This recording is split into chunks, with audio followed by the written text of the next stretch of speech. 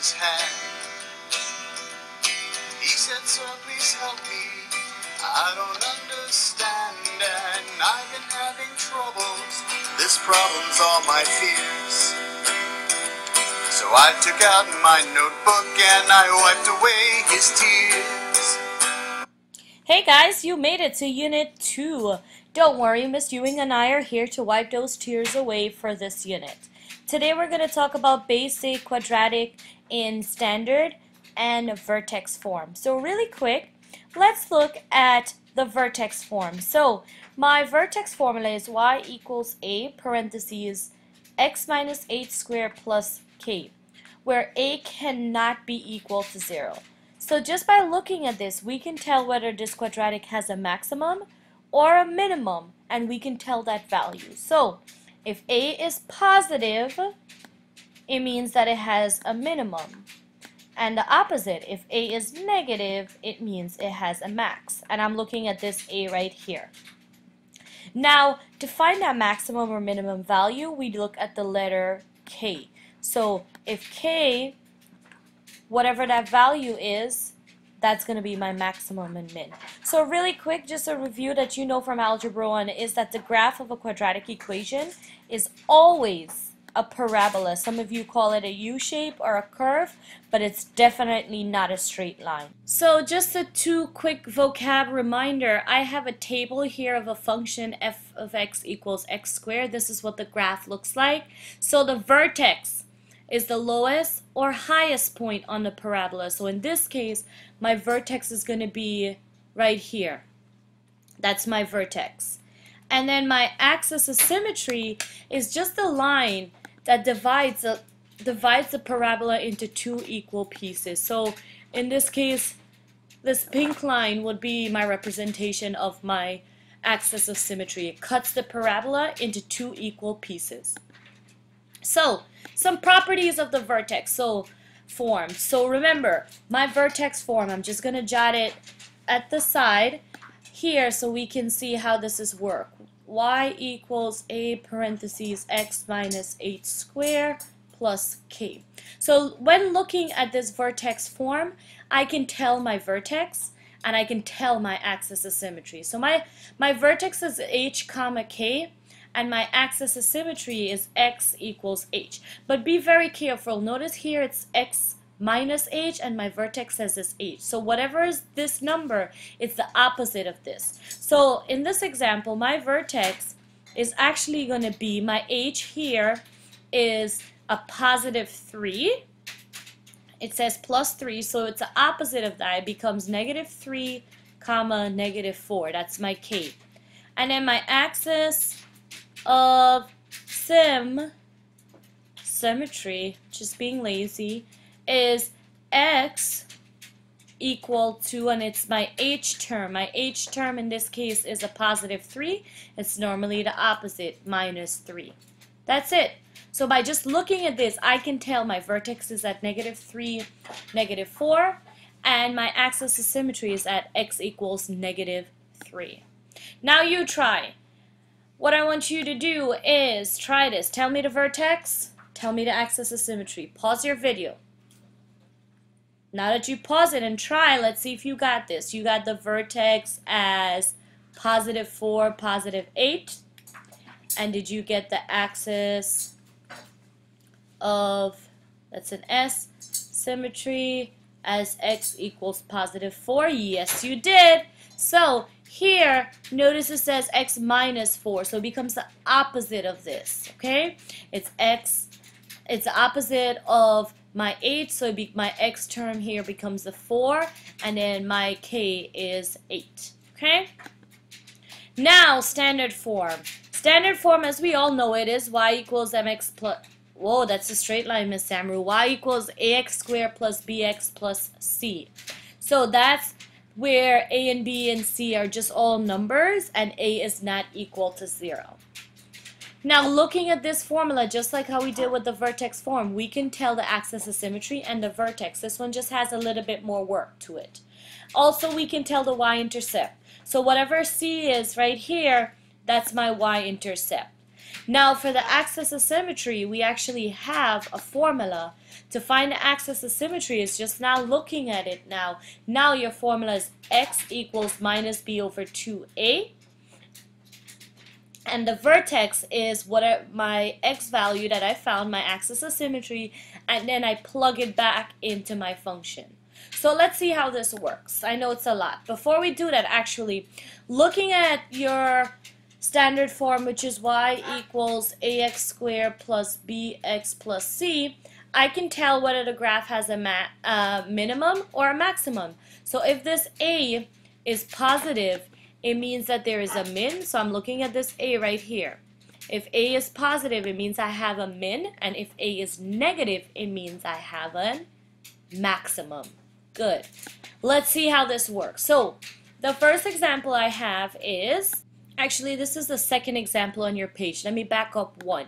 This is the first example. So tell whether this has a max and a min, or a min, and then find that value. So look at my a. What's the value of a? A is positive. What did your note say? Whenever it's a positive, it means I have a minimum. Perfect. Look back at your notes right here. Positive equals minimum. Now I want to find that value. So what I have to do now is find my axis of symmetry. So my axis of sim is actually using that formula. X is equal to minus b over 2a. So what Ms. Samuel likes to do is my a is a positive 2, my b is a negative 8, and my c is in 6. So let's substitute that value in. This becomes minus negative 8, because that's my b, I keep my minus, 2 times that. This becomes 8 over 4, which becomes 2. So my axis of symmetry is actually x equals 2. So what I need to do now is find my vertex, because my vertex is the one that tells me what the value is. The value meaning I'm looking for my y value. So the vertex now becomes 2 comma f of 2. Remember that formula, that crazy formula you saw? So I'm going to take this 2 and I'm going to plug it back there to get my y value. This becomes 2 times 2 squared minus 8 times 2 plus 6.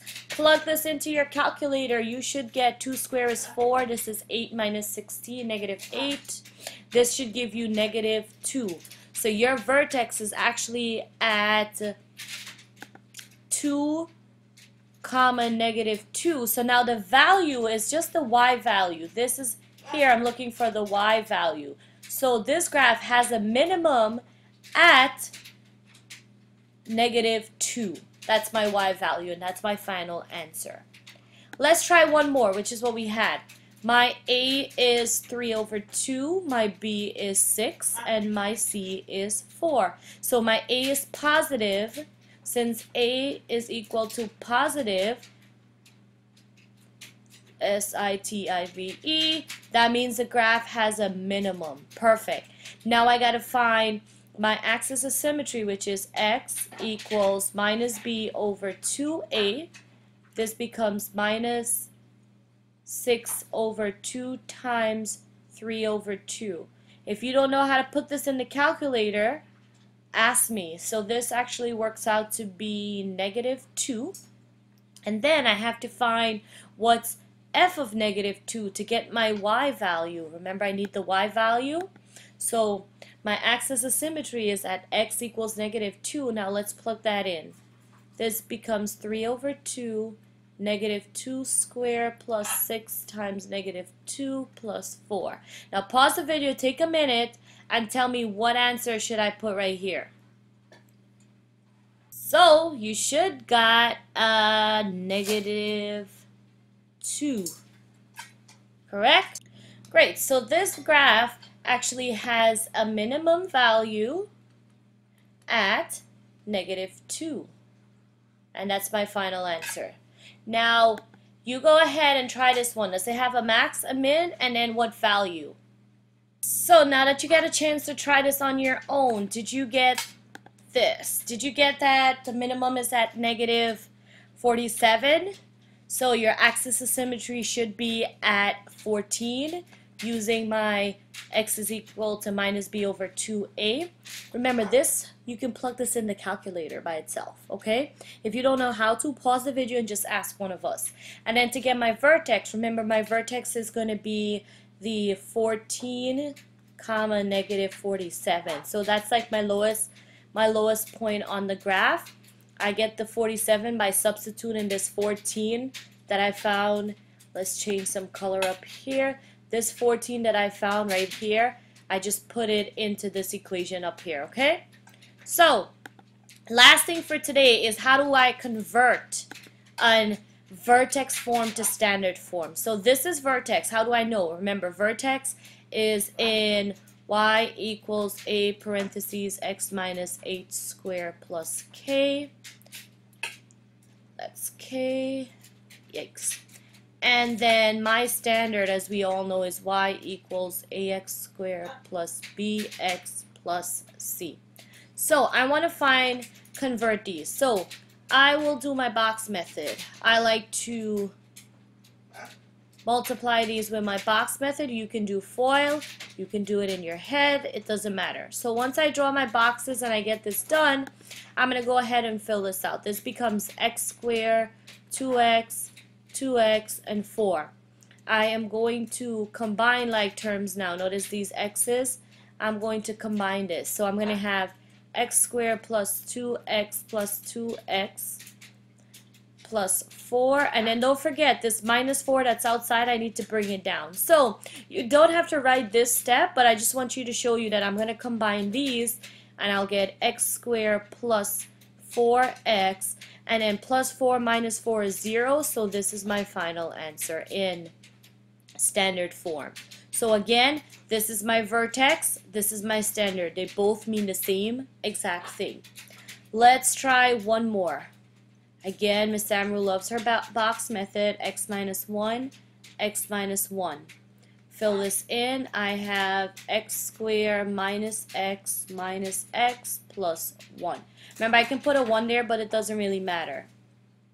Combining my like terms, I will get, notice that there's a 3 outside here, negative 3. I'm going to keep that negative 3, and I'm just replacing x minus 1 squared. So this becomes x squared minus 2x plus 1 plus 4. Plus 4, come down, and the minus 3. Now what I need to do is, because I have this outside, I need to distribute this to every single term. I ended up with minus 3x squared plus 6x minus 3 plus 4. And my last and final step, notice these are like terms. So I'm going to combine them, and I will get minus 3x squared plus 6x plus 1. And this, my friends, is our final answer. What you're going to do is go ahead and try this one on your own for me. Thank you. Wait, never mind. We did this question already. Oh, Miss Samu, I think I'm tired. Now, what you're going to do after that example is go ahead and work on Portfolio 2.1. Remember, complete your checklist for this week as you finish, and then check in with one of us. Notice I put a cute picture here. Standard form, vertex form. See ya!